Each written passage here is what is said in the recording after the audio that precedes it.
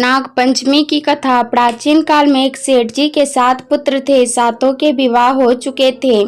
सबसे छोटे पुत्र की पत्नी श्रेष्ठ चरित्र की, विशुद्धि और सुशील थी, परंतु उसके भाई नहीं था। एक दिन बड़ी बहू ने घर लीपने को पीली मिट्टी लाने के लिए सभी बहुओं को साथ चलने को कहा, तो सभी झलिया और खुरपी लेकर मिट्टी खोदने लगी। तभी वहां एक सर्प निकला, जिसे बड़ी बहू खुरपी से मारने लगी।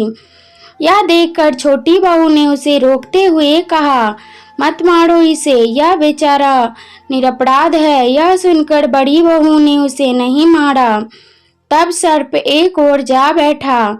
तब छोटी बहू ने उससे कहा, हम अभी लौट कर आते हैं, तुम यहाँ से जाना मत। यह कहकर वह सबके साथ मिट्टी लेकर घर चली गई और वहां कामकाज में फंसकर सर्प से जो वादा किया था उसे भूल गई। उसे दूसरे दिन वह बात याद आई तो सबको साथ लेकर वहां पहुंची और सर्प को उस स्थान पर बैठा देखकर बोली, सर्प भैया नमस्कार।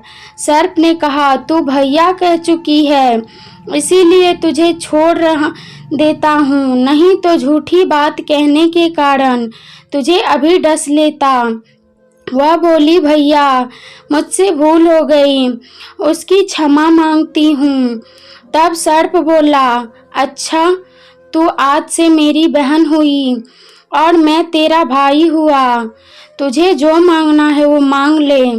वह बोली, भैया मेरा कोई नहीं है, अच्छा हुआ जो तू मेरा भाई बन गया। कुछ दिन व्यतीत होने पर वह सर्प मनुष्य का रूप रखकर उसके घर आया और बोला कि मेरी बहन को भेज दो।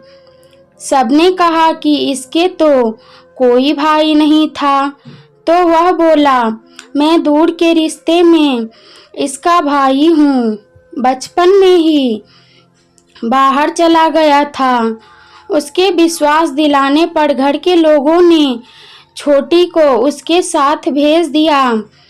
उसने मार्ग में बताया कि मैं वही सर्प हूँ, इसीलिए तू डरना नहीं और जहाँ चलने को में कठिनाई हो वहाँ मेरी पूंछ पकड़ लेना। उसके कहे अनुसार ही किया और इस प्रकार वह उसके घर पहुंच गई। वहां के धन ऐश्वर्य को देखकर वह चकित हो गई।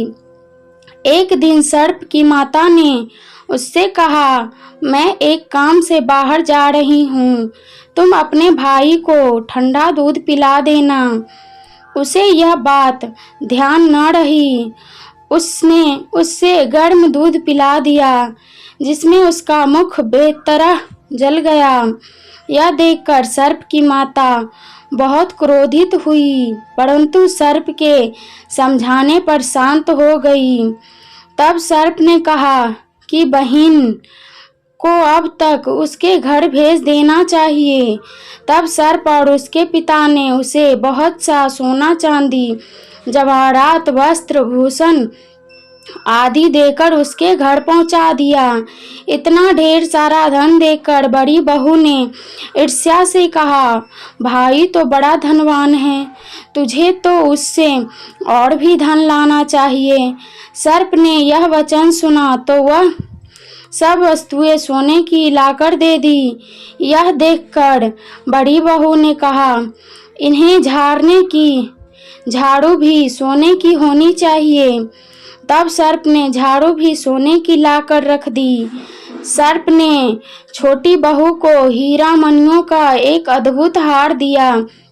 उसकी प्रशंसा उस देश की रानी ने भी सुनी और वह राजा से बोली कि सेठ की छोटी बहू का हार यहाँ आना चाहिए। राजा ने मंत्री को हुक्म दिया कि उससे वह हार लेकर शीघ्र उपस्थित हो। मंत्री ने सेठ जी से जाकर कहा कि महारानी जी छोटी बहू का हार पहनेगी, वह उससे लेकर मुझे दे दो।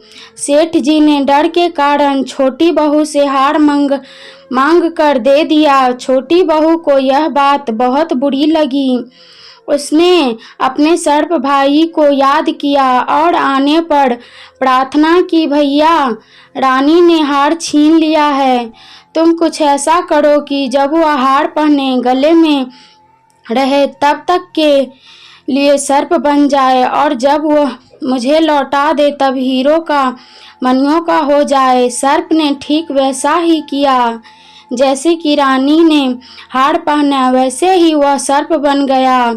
यह देखकर रानी चीख पड़ी और रोने लगी। यह देखकर राजा ने सेठ के पास खबर भेजी कि छोटी बहू को तुरंत भेजो। सेठ जी डर गए कि राजा न जाने क्या करेंगे।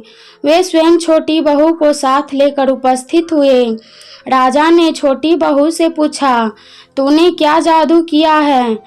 मैं तुझे दंड दूंगा। छोटी बहू बोली, राजन श्रेष्ठता क्षमा कीजिए, यह हार ही ऐसा है कि मेरे गले में हीरे और मणियों का रहता है और दूसरे के गलों में सर्प का बन जाता है। यह सुनकर राजा ने वह सर्प बना हार उसे देकर कहा, अभी पहन कर दिखाओ। छोटी बहू ने जैसे ही उसे पहना वैसे ही हीरो मणियों का हो गया। यह देखकर राजा को उसकी बात पर का विश्वास हो गया और उसने प्रसन्न होकर उसे बहुत सी मुद्राएं भी पुरस्कार में दी। छोटी वह अपने हार और इन सहित घर लौट आई। उसने धन को देखकर बड़ी बहू ने ईर्ष्या के कारण उसके पति को सिखाया कि छोटी बहू के पास कहीं से धन आया है।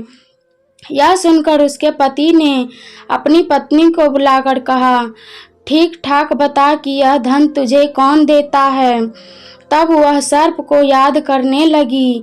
तभी उसी समय सर्प ने प्रकट होकर कहा, यदि मेरी धर्म बहन के आचरण पर संदेह प्रकट करेगा तो मैं उसे खा लूंगा। यह सुनकर छोटी बहू का पति बहुत प्रसन्न हुआ और उसने सर्प देवता का बड़ा सत्कार किया। उसी दिन से नागपंचमी का त्योहार मनाया जाता है और स्त्रियां सर्प को भाई मानकर उसकी पूजा करती है। अगर आपको यह नागपंचमी की कहानी अच्छी लगी हो तो वीडियो को लाइक, चैनल को सब्सक्राइब जरूर करें।